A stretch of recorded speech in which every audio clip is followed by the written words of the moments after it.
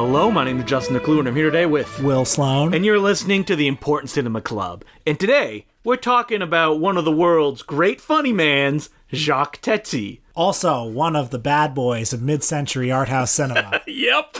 Jacques Tati didn't make many films. He made 6. But one of them is so mythic that it is one of the great comedy films. Even though a lot of people will go, it's not laugh out loud funny, though. But it is one of the miracles of film. Mm-hmm. It's like you look at this movie that you're talking about and you say, the business of cinema was created to stop movies like this getting made.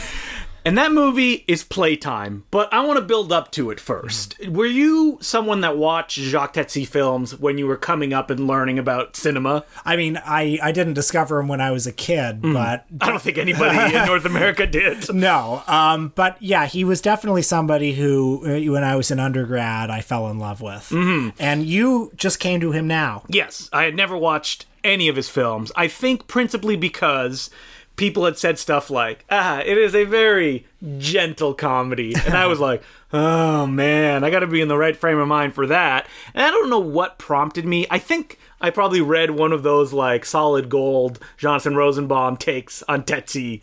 And I said, okay, you know what? I'm gonna sit down and I'm gonna watch Playtime.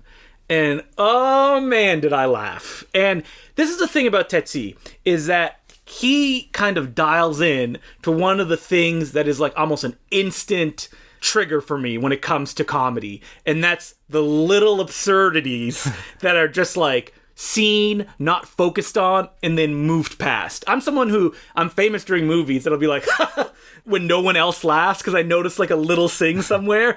And that's what Tati wants his audience to do all the time. His movies are full of these long shots that are dense with visual information. And, you know, he's the poet of discomfort. Mm-hmm. Uncomfortable chairs, slippery floors, unpleasant breezes. When you say the poet of discomfort, you think of like Ricky Gervais is The Office, and that's not really the level that he's playing on. It's the everyday annoyances, not aggressive humiliations, although there are some of those in these movies. Yes, there are. But yeah, like struggling with a salt shaker, or the sound that a door makes when it opens and closes. The sound that a cushion makes when you sit on it, the air just letting out of it.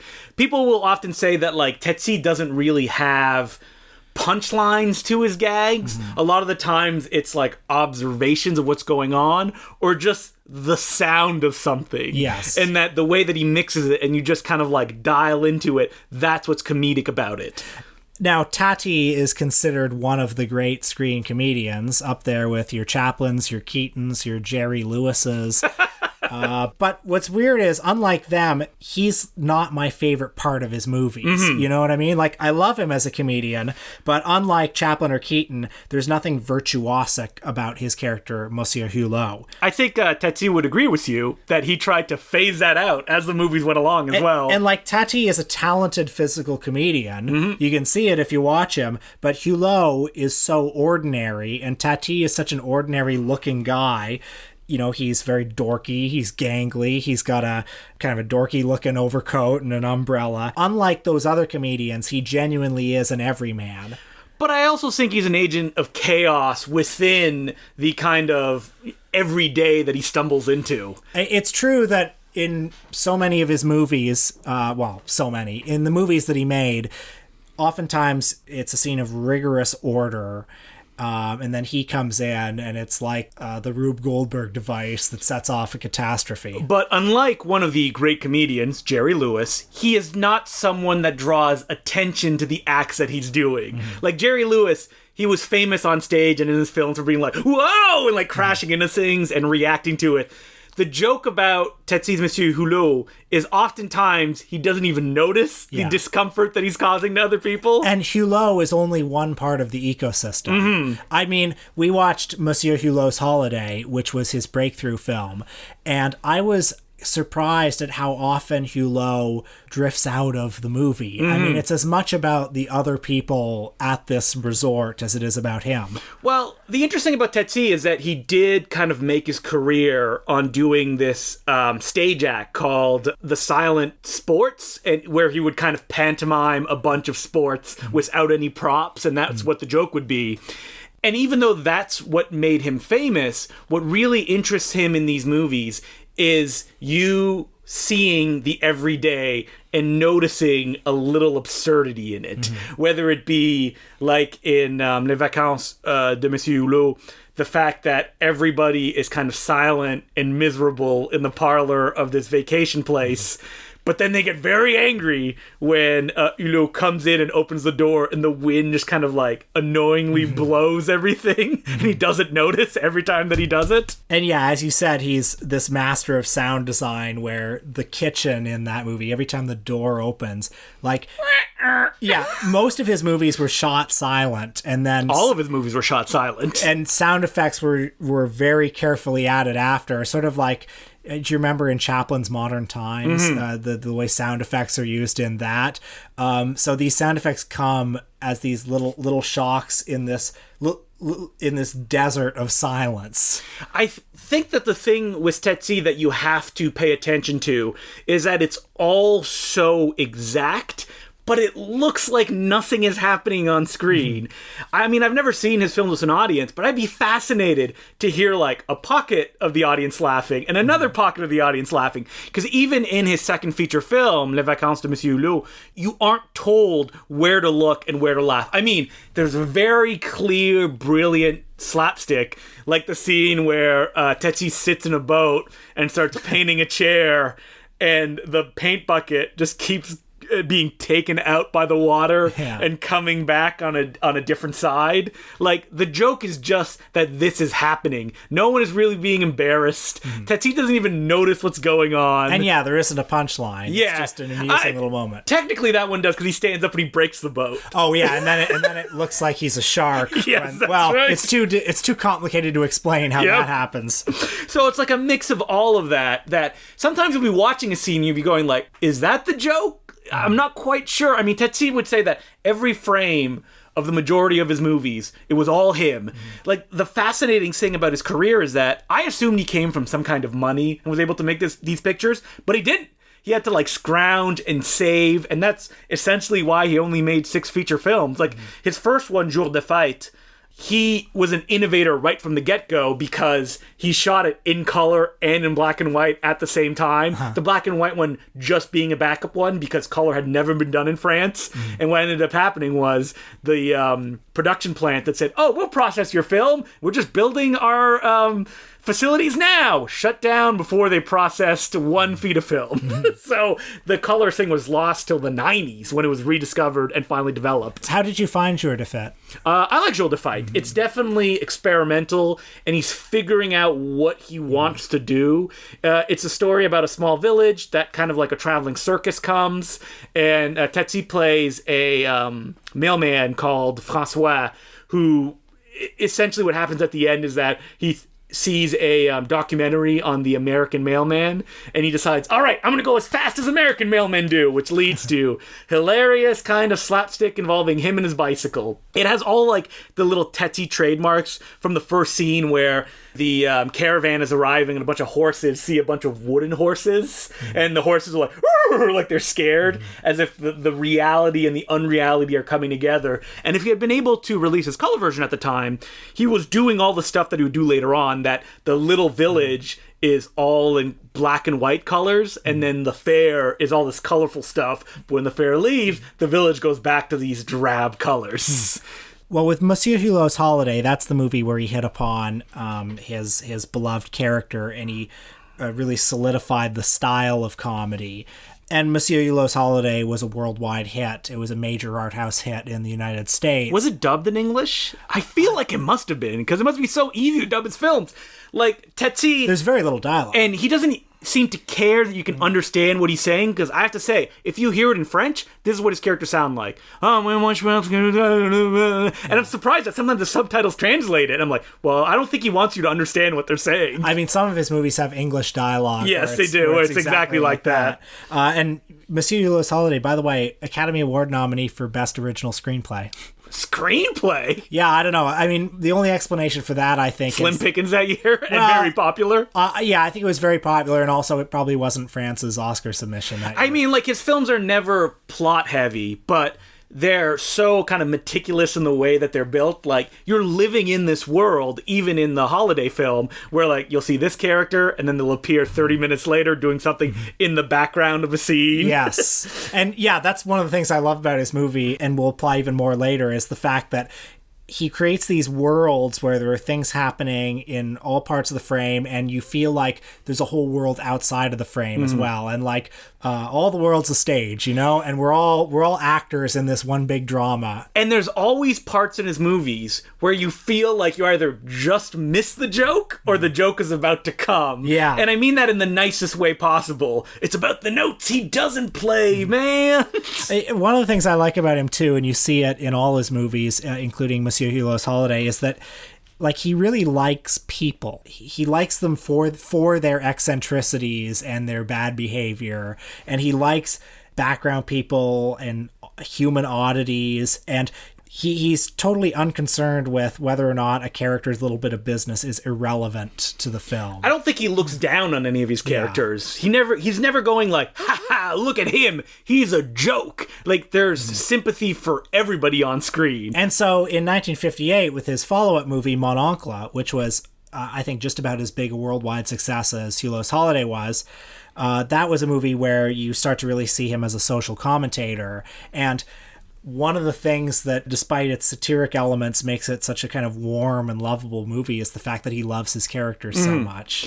Right here, he's doing what he would master in Playtime, the dichotomy between the rural setting and this absurd kind of like, this is the technology of now setting. Yeah, so Hulot is in the movie, and he's in this movie kind of an unemployed working class guy, and he lives in a working class neighborhood, which is, you know, cobblestones. It's a historic district, lots of people milling about in the streets. All the buildings are crooked and weird and falling apart. And meanwhile, his wealthy sister lives with her husband in this ultra-modern suburban neighborhood where they're living in this absurd, like, Bauhaus style house. Completely impractical in its construction. But it has all the latest technology. Just colors all over the place. Just being Tati's first release color film. But extremely sparse furnishing, and what furnishing there is like impossible to sit on or use in any practical way.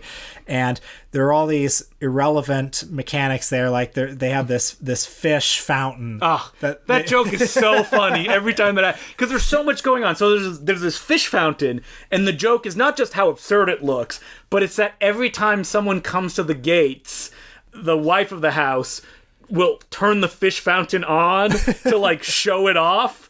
And if it's somebody that she doesn't care about, like a delivery man, she then like angrily turns it off. Yeah. But what's funny about that joke is that at one point you realize that when she turns it on, even if you're on the other side of the gate, you can see it shoot up into the air. Yes. And it looks super weird. Yeah. It's like the person on the other side of the gate can figure out that it wasn't on before. And the house, with its absurd geography and its weird furniture, everybody who's in the house insists on playing by the rules of the house. So there are these ridiculous, like, stone walkways in the garden where it's like a couple of stones dispersed and you're supposed to walk on them. And people insist on walking on these stones, like leaping from stone to stone instead of touching the grass around them. And most of the comedy, beyond seeing people do this absurd stuff, is Tati in this situation as his Hulot character, trying to figure out how to navigate all this stuff. There's a scene where he goes into the kitchen and he touches a weird object that's really hot. And then for the next minute, he's kind of like afraid to touch anything else because that could be hot as well. And then a water pot falls out of a cupboard and it bounces. So then he has a bunch of fun bouncing the water thing. Then he grabs a glass and throws it, expecting it to bounce, only for it to smash. Then he just kicks it underneath the stove. So, I mean, I think it's pretty obvious that Tati prefers the kooky, crumbling Hulot neighborhood to the ultra-modern, soulless neighborhood of Hulot's sister and brother-in-law. But he makes the ultra-modern house look kind of cool. It looks cool, but what he's trying to say is, why would anybody want to live in this? Yeah. Like, because the ultramodernist house, all these beautiful shapes, the garden is broken up into sections, and it exists this cool because it will slowly be kind of like chipped away throughout the film. I mean, I think what makes him an effective satirist, though, is the fact that he doesn't judge this family for wanting to have this house because he pities them. Look at it. It looks cool. I would not want to live there. Well, you wouldn't want to live there, but it's like, this is what the world around us is telling us is the thing you're supposed to aspire to. And, why wouldn't you aspire to it? Everybody's telling you it's ultra modern. But I think even in that movie, Tati shows that like all the neighbors get together and they sit there in stone silence, unsure of what to say until stuff starts to break down. Yeah. And that's when they become alive. That's when they start to laugh. The great thing about Tati is that his films do have kind of like a formless feel as you're watching them, but I think that he and his screenwriter are like so precise with the gags, like whether it be the dad giving his son like, hey, look, I got you a nice new train, and the son's like, and then Tetsuya comes with like a paper man, and the son's like, oh yeah, so excited. Honestly, I felt so bad for like the father in that scene. I felt for him because he tries to give everything to his son, but he just can't connect with them because he doesn't understand that's not what the boy wants. I mean, I think Mon Oncle is basically like a perfect film, but what it does, like, it is a miniature for the gigantic universe that is Playtime. I think Playtime is a perfect film, and I know people have said like, oh, it's very messy, and I'm like, it's like a whole planet that you move into. Nothing is out of place. No, nothing. I mean, so Tetsuya was known as kind of very easygoing on set. He would get a little frustrated, but on Playtime, supposedly he went like manic, where everything had to be exact to his specifications. For people that don't know, Playtime is another plotless film that is just a day in the life of a city. Most of it that Tetsuya built outside. This is a movie that took 3 years to make, including 9 months of editing and God knows how many months of shooting. He built a whole little city for it, a couple of blocks. He would later say that when people asked him how much it cost, he said, well, basically it cost the amount that if I cast Sophia Loren as the lead. Yes. So the city is the star of the movie, just as Sophia Loren is the star of one of her movies. But it's like 500,000 square feet. And spoiler, Tetsuya paid for it all himself pretty much, and it bankrupted him. Yeah. But let's talk about the quality of the film. Shot on 70 millimeter, and Tetsuya, one of the reasons he didn't make that much money on the film is he refused to let it be shown in anything but 70 millimeter. Again, I know that Tati is like satirizing this kind of architecture that was sweeping Paris at the time, this ultra-modern glass and steel architecture, but man, he makes it look good. The picture starts in the airport, just like you're arriving to the city, just like all the characters are, and the frame is so big, and you're not sure where to look, and Tetsuya is not telling you where to look either. It's almost as if you're sitting in the airport, just kind of like looking around, waiting for what direction to go to. As I don't even want to call them like gags are happening in frame, because sometimes stuff is happening, sometimes it's not, but there's always like these little bits of business, whether it be in that scene what you think is a mannequin in the background slowly moving every few seconds. Yeah, and for a long time you keep seeing people in beige overcoats who look like they might be Monsieur Hulot. Yeah, well, and so the audience is like, oh, so Monsieur Hulot's gonna come, right? He's gonna come. But no, it's not Hulot. And then by the time Hulot actually shows up, you kind of do a double take. It's like, oh, it actually is Hulot. It's like, at one point a character actually grabs one of the people in the trench coat, like, Monsieur Hulot, and he's like, no, I'm not Monsieur Hulot. Yeah. And then gradually characters are not introduced so much as revealed, or they eventually make their presence known. There's a group of American tourists who all like to shop, except for one. Ooh, I wonder what American products they have here. Yeah. In the tourism bureau, it's the same photo of the nondescript building with a monument in front of it. Yeah, it's so great. So, Tati here is criticizing how after the Second World War, every city started to look exactly the same. So it's like, visit London, visit Mexico, visit this, and it's all the same building. Yeah. Oh, man. A hilarious joke is that people are constantly looking in windows or opening glass doors, and you see the reflection of, like, a Paris monument. Yeah, like the Eiffel Tower. But you never actually see the Eiffel Tower in frame. And, the only bit of greenery in the whole movie is this one little flower booth that's on the street. And the female character who is sort of the most sympathetic one, who was trying to find the real Paris. She's like looking at these flowers like, this is the real Paris. Even though she tries to take a photo of the real Paris and she keeps trying to wave away people who are walking through frame. Anybody who hasn't seen Playtime is probably just completely lost right now. But I mean, it is basically a plotless movie, but it has, I guess, 4 main sections. There's the airport, the second section at this big office complex where Monsieur Hulot goes and he tries to attend a meeting, but he keeps getting lost amidst all this glass and steel. Oh, so funny. There's a gag where he's chasing after this one man, and it's crazy. I've never seen this gag in a movie before, but because all the buildings look the same, the man walks across the building that Tati is in, but his reflection is reflected in the building across from them. Yeah, it's like the lady from Shanghai. Yeah, so he's like, hey, are you over there? Yeah. And then he's like, yeah, come over here. And then they change buildings, and they can never catch each other, even though sometimes they're literally a wall apart. And then Hulot then finds himself lost in this, I guess it's like an expo, like a sales fair with all these identical booths all selling basically identical products. Yeah, that's right. And people are confusing Tetsu for like a salesman, and then he gets a salesman angry at him, and there's all these like things happening in the background, and you're trying to like follow everything, and Tetsu is never going, look at this over here. Like your only point of reference is Monsieur Hulot, and that's what you're looking for all the time, and Tetsu is just like, screw you, I'm not gonna give it.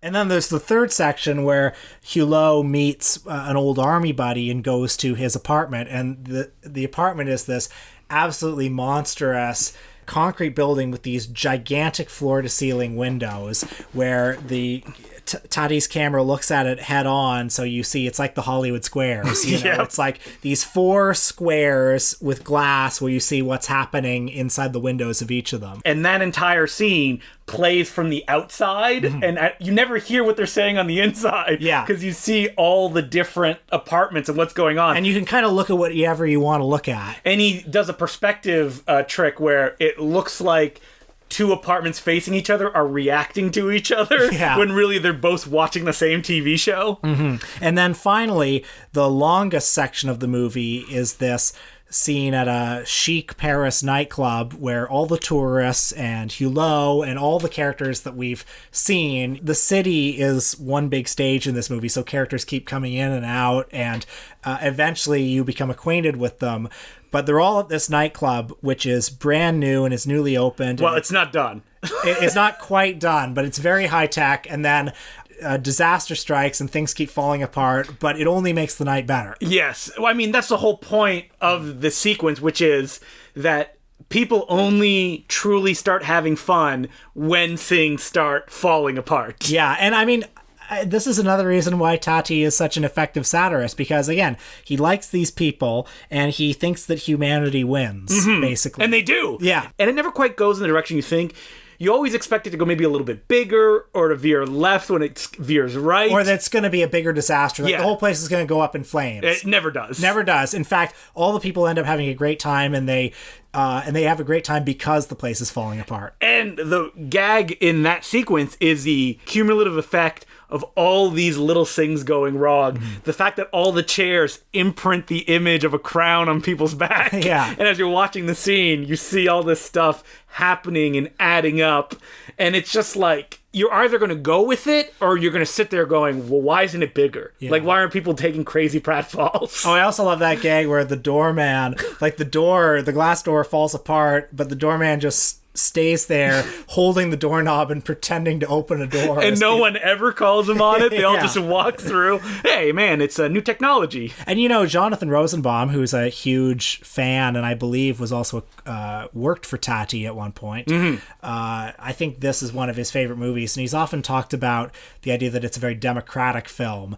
The fact that Tati subsumes or lets Hulot recede into the background puts Hulot on equal footing with all these other characters, and also gives you enormous amount of freedom in what you can look at. He regards it as a very democratic film. Did you know that another one of the gags in the film is that Jacques Tati plays multiple different characters in different costumes? Yeah, I did read that, yeah. I couldn't even notice that I was didn't looking spot him, for it. Yeah. Well, because your eye's on Hulot. Yeah, or you're going towards other stuff because you're like, oh, I think the story's going to go here now. And then it just swerves in a different direction. But you could absolutely watch this movie a bunch of times and just have different experiences with it. And I do think that one of the issues with the film is that it demands a lot from its audience. Not in a like, this is hard kind of way, but that you need to interact with this film in a way that other films don't demand of you. Now, this movie, unfortunately, not a box office success. Nope. And Tati spent the rest of his life paying for it, basically. Yep.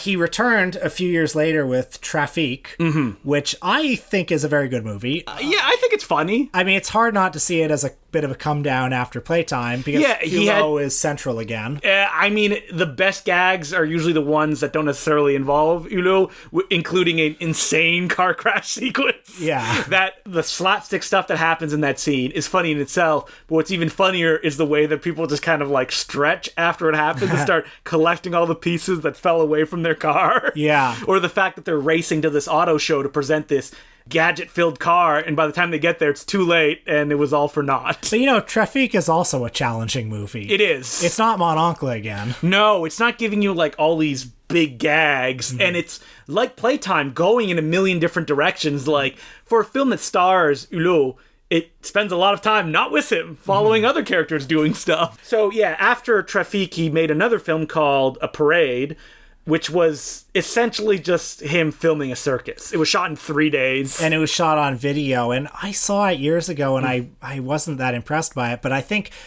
It was an experiment for him. I mean, I know that Rosenbaum has made a brave case for it. And I keep feeling like I ought to give it another chance, because it was hard to watch it and not think about Playtime and think, well, isn't this a come down from that? I mean, after Playtime, Tati, both Trafic and Parade...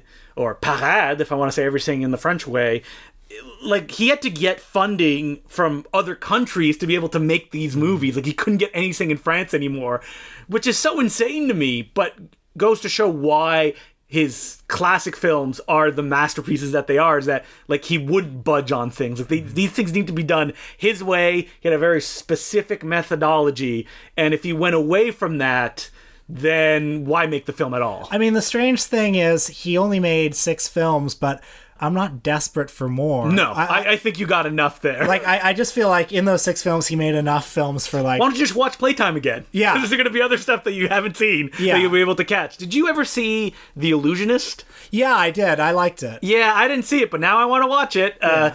This is a film that was directed by the filmmaker behind The Triplets of Belleville, and he adapted an unfilmed Tati script that Tati worked on forever and ever and ever, and he gave up on it because he said, every time I look at it, I aged 20 years. And it was done in animated form, and I hear it's very respectful to his legacy, even though some people believed it was a form of exploitation, considering that Tati could not sign off on this, and they did use his likeness. Yeah, I mean, that's not really for me for me to say. It's just for me to enjoy. I find it a very charming and melancholy and beautiful film. So, do we have any letters this week? We do have letters. As per usual, you can send us letters at importantcinemaclubpodcast@gmail.com. Our first letter is from Cody Johnson, and he goes, "Hey guys, love the podcast. It's a great mix of history, personal anecdotes, and extensive knowledge on pornos. I also recommend the Patreon feed to anyone still on the fence. I finally finished Tom Anderson's Los Angeles Plays Itself, and loved his approach to film theory through examination of specific locations. I was wondering if you all would be interested in doing an episode focusing on filmmakers' use of location as character throughout their filmographies. I'd really like to hear about films or filmmakers that you really love for their evocative use of location, and how it affected your real-world perception of that place. Thanks again. New York." Yeah. Chapter 1. I know that. He adored New York. To break into your Woody Allen accent. When I think of that, you think of like Wong Kar-wai and the way that he portrays Hong Kong. Yeah. The classic Toronto pictures. Chloe. Max Payne. Well, whenever I'm at Cafe Diplomatico, whenever I walk past Allen Gardens, I think of Liam Neeson getting a hand job there. That's right. In the classic Adam McGowan film. And whenever I see Lake Ontario, I think of the Police Academy just jet skiing there. Did they shoot the Police Academy films there? They did. In part 3, back in training, I believe it was. No Mission to Moscow. Well, what is? Yeah, I know. But yeah, I mean, definitely, I think for me, like a lot of the New York filmmakers, like Spike Lee or I don't know, name any of them. Other than that, I don't know how conscious I am of specific locations when the movies are made. I'm not somebody who, like, if I'm near somewhere where they shot something, I'm like, oh, I gotta visit it. I don't know why I don't have that attraction to that stuff. If I ever get back to Los Angeles, I'd like to do an Ed Wood tour of Los Angeles. I'm shocked that you didn't when you went. Oh, I guess well, you were I was a kid when I went, and the only reason that I haven't gone back is because I'm afraid of driving. Yeah, that's right. But you're a real Monsieur Hulot in traffic. Yeah, sooner or later I'll have to. Yeah, I would like to take an Ed Wood tour. Actually, if I did that would be fun. Yeah, that's where the studio used to be. Now it's what is it? It's like a. I can't remember. It's behind the folks. If we have any Los Angeles listeners, go to I think it's the Gold Diggers Cafe and or the Gold Diggers Strip Club, whatever it is. Behind there, in the alley behind, was the studio where they shot Plan 9 from Outer Space. Also, Los Angeles listeners, go to Playboy Liquor at Yucca and Cahuenga, which is apparently not a very nice neighborhood to be in, but that is the liquor store that Ed himself patronized in his dying days. You could be an Ed Wood yourself. Is it still open? Oh, yeah, it is. That's insane. Yeah. Yeah, we stayed open thanks to Mr. Wood over there. We would have gone under. I think it's just across the street from the apartment that he was kicked out of. So, oh, boy. I'm having a heart attack! I haven't yelled that in a while. Yeah, you know what? I say that, but I know if I went to Los Angeles, I'd probably visit some locations of some obscure film where I'd be like, ooh, this is where they shot Hologram Man. That's where the car flipped over. Yeah. But thanks for the letter. That's something to consider if we could talk about a place and the films that surround it versus just a filmmaker or an actor. I think we would be very qualified to talk about Toronto. Yes. We've talked about this before, doing a Toronto episode. Let's do it. And we're like, I guess we'll talk about Last Night. Scott Pilgrim versus the World. Let me blow off the dust of the DVD that I have. Yeah, okay, we can do better than that. No, we can do Toronto. We can do definitely Chloe. All right, so our next letter is from Eric J, and it goes, new listener, big fan. Nice. Dear Justin and Will, I just discovered your podcast and I love it. I've been combing through your archives of past episodes and I'm now consuming one per day. Oof. That's dangerous. Usually when I am at the gym. More than a few times, I've doubled over in laughter while listening to you guys on the treadmill, to the confusion of other gym patrons. While I found many other film podcasts either boring or mean-spirited, the Important Cinema Club is rare in its good-natured appreciation of what the snobs have deemed high and low art. Well, thank you. Keep doing your thing.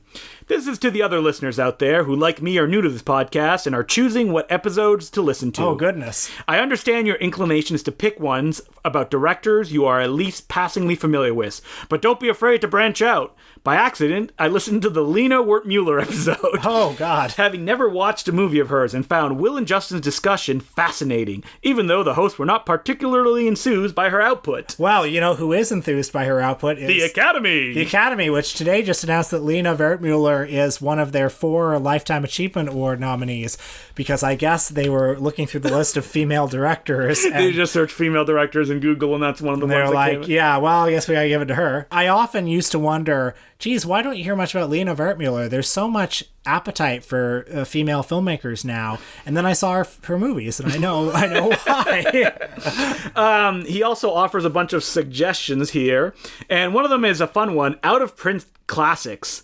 He says, when is The Mother and the Whore going to be released on anything besides the Japanese VHS that costs $100 on Amazon? Oh, I like that idea. That's a really good idea, but movies that are not really available. What are some, because almost everything is available now, like... King Lear. King Lear.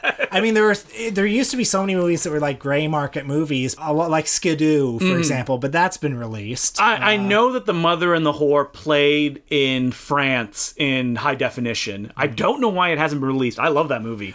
There's that Vincent Gallo movie that played at festivals and then he would not release after because of the bad vibes of the public. Can we just talk about movies we haven't seen and can't see? The ending of Magnificent Ambersons. No, I would actually like to talk about movies that are widely unavailable and some of them that probably cannot ever be seen in good versions because the materials just don't exist. And then there are some that haven't been released because of rights issues, like John Waters' first movie, Mondo Trasho. When he made it, he scored it entirely with just like, music. Pop tracks, so like if you watch, like he uses Somewhere Over the Rainbow at some point. Like good luck licensing all that music. Yeah, and I'm sure that's available in shady, gray market bootlegs. Yeah. But it's never going to get a Criterion release by any stretch of the the imagination. Yeah. That music rights issue is a big one for a lot of cult films. California Split by Robert Altman has never been released in its original theatrical version because of music rights issues, which is crazy to me. I mean, there's a lot of movies that they would change the music on the released DVD version. One of them, the only one that comes to mind, Return of the Living Dead Part 2. For a long time, it was had different music tracks, but I believe it was recently released. Not a good movie. Would not recommend checking out both versions. So thank you very much for the letter, Eric. And this week on our Patreon, we talk about something that is very important to both of us. Jean-Luc Godard's King Lear. We hinted at it last week, and we're talking about it for 20 minutes this week. Yep, I have nothing to say. You just had a stone cold expression on your face. I literally thought have I had a heart attack and died? Because Will's face is not moving. I just realized that I said all my King Lear Godard material and I have nothing else to add. Yeah. So you'll have to find out by listening to the Patreon episode. Yeah. You can become a subscriber by going to patreon.com/theimportantcinemaclub and becoming a subscriber for $5. So what are we doing next week, Will? We are talking about the Hong Kong filmmaker An Hui. I've seen A Simple Life, but I think that's it. Oh, I saw The Postmodern Life of My Aunt. What is that? TIFF. That was one of her lesser films. It played at TIFF a long time ago. But she's been in the industry for a really long time. She's done everything from wuxia pictures to straight-up dramas. Straight-up dramas was mostly her bread and butter. Yeah, and considered one of the great Hong Kong filmmakers. So I'm excited to jump into her filmography. I especially got intrigued when I learned that she wrote her dissertation in university when she was a literature student on Alain Robbe-Grillet. So I'm a fan of his writing and his films, so maybe there'll be some of that magic in her pictures as well. Maybe. All right, so that'll be talking about next week. My name's Justin DeClue. I'm Will Sloan. Thanks for listening. Justin here. Just want to remind you that if you haven't yet, please follow us on Twitter at IMPRT Cinema Club. You can follow Will at Will Sloan ESQ, and you can follow me at DeClueJ. That's DECLOUX, and then the letter J. On Letterboxd, you can follow me. My name is Justin DeClue, and Will Sloan is just Will Sloan. You can also follow us on Facebook by searching The Important Cinema Club, and I'd also like to thank our new Patreon subscribers that include Felix Dembinski, Joseph DeLeo, Eric Gilliland, Chase P. Bernstein, James Baker, and Alexandru Turdia. Thank you very much for subscribing, and I hope you enjoy the Patreon episodes. And finally, I'd like to ask people, where did you hear about the Important Cinema Club? How did you get hooked to listening? You can just let me know by sending me a Twitter message, and I would really appreciate it. All right, on with the regular scheduled programming. Justin, who's your favorite giant monster? Camera's up there. King Kong had his moments. Yeah, I definitely love Kra, the sea monster from Full Moon Entertainment's Monster Island production label. I like that gigantic serpent from Godfrey Ho's Thunder of Gigantic Serpent. Who can forget the giant claw as well? Oh, of course. But, if I had to pick just one, it would probably be Godzilla. We've talked about Godzilla. Wait, who? Yeah. Oh, sorry. Gojira. Ah, yes, that's right. Yes, Godzilla, me and Will, we love him. And there was just a Godzilla film released in theaters that was shot in Hollywood. And he wasn't a big T-Rex for some reason. Well, I think this is the movie we've been waiting for our whole lives. which is to say that it is an American Godzilla movie that is not a complete embarrassment. Yes, made by a director and writer who actually likes Godzilla. None of that bullshit that when you ask a director, oh, which ones did you watch to gain inspiration? They go, I've been preparing all my life for these movies. I didn't need to watch anything. So you didn't like the Gareth Edwards Godzilla? I saw it once. I saw it in D-Box. And I had a fun time with it. And I've felt no need to revisit it since then. Why would I? I can just watch like a fun Godzilla movie instead. Yeah, my feelings about the Gareth Edwards Godzilla were not enough Godzilla in it, and the scenes in between Godzilla being in it, boring. It's boring. Aaron Taylor Johnson, fuck that guy. Wait. What about the post-human blockbuster? Oh, yeah. You know what that means? Boring characters. Yeah, that's right. Every scene is just stock. Give me monsters. And it was definitely made by people who thought they were better than the Godzilla movies. I mean, if you really want that, think about Roland Emmerich's Godzilla. At least he was trying to have fun. Yeah. I'll give that to Roland Emmerich, as opposed to Gareth Edwards, who you feel the entire time is very stone-faced and doesn't really know what he's doing, because supposedly, just like Rogue One, that film was mostly directed by people who are not credited. Ooh. But so Michael Dougherty, Godzilla King of the Monsters, comes out, promises with Rodan, promises as King Ghidorah. All right, I mean, me and Will are going to go see it. We love all these characters. So we sit down in the audience, and we just let it just roll on us like a wave.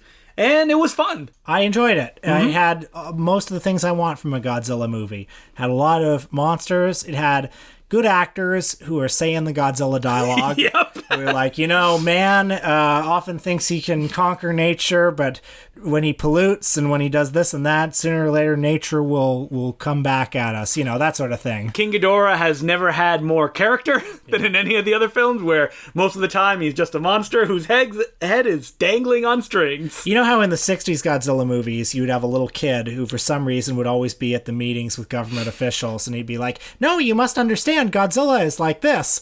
Well, this is Kyle Chandler in the movie. So, this is a film that, I feel like Michael Dougherty, he watched all these Godzilla films, and he went, I'm going to give the best version of that I can do of these movies. Mm. And that's what he did, within the means that he had. Would it have been nice if some of the fights did not take place in dust all the time? Yes, it would have. Would have been nice if the camera could have just focused on the monsters fighting instead of going back to the humans to link them all the time? Yeah, I would have very much liked that, but I did enjoy how the humans were always involved in what was going on, and they actually had an impact. I liked Godzilla himself. I thought he was very big, and it's true that Godzilla was fat. Yeah, that's right. And I like that Godzilla was fat, because that means he's been eating a lot of trains and people while he's been gaining weight, and that makes him scary. It's also a film where we visit Seatopia. Yes. Holy shit. So this movie is full of just little references to Godzilla lore. And, Justin and me were fist bumping. Yep. It's the Peanuts, Yeah, that's it's right. The Mothra song. Yeah, the Mothra song in an American Godzilla movie. And then baffling. When they go to Seatopia. Oh, man. So, for people that don't know, Seatopia is featured in one of the most maligned Godzilla films, but one of the most fun, Godzilla vs. Megalon. So the fact that the film does a straight-faced version of that is amazing to me. All I was missing was a little Italian man in a toga. I mean, the fact that when Godzilla shows up, the Godzilla theme plays, it's like, feels good. And then, we're in spoiler territory here. Yeah. The end credits play to the Blue Oyster Cult Godzilla song, Yeah. and I was really happy.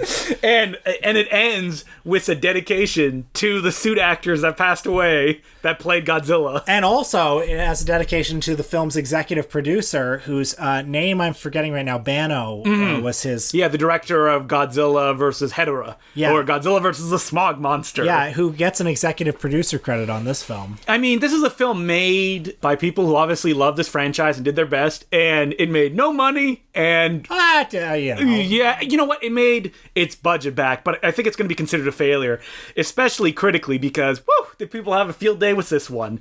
And, it's not my place to say, you have to like this stuff, but when you look at, the other Godzilla film has something like, I don't know, 85% on Rotten Tomatoes, and this has 39% on Rotten Tomatoes. Really? Yes. I don't know. I don't know what people's problem is. I thought this was fun. I feel like producers and the director are sitting there and is like, what do you want? Yeah. I don't know what you want.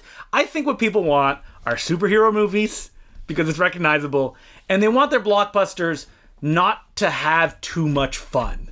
Because if you have too much fun and you don't gel with it, that is more offensive than, something being dour and serious. It's weird, but just reading people's reviews, a lot of people whose opinions I respect, that's what I got out of it. Yeah. I had a good time. I also had a good time, and I would recommend seeing Godzilla King of the Monsters. I just hope they keep making Godzilla movies. If they keep making them, I'll go see them. Well, I mean, Godzilla versus King Kong is already in the can. Like, it's done shooting. Great. So it's going to come out. I'm glad it got in under the wire. Yeah, because there ain't going to be any Godzilla movies after that. Yeah.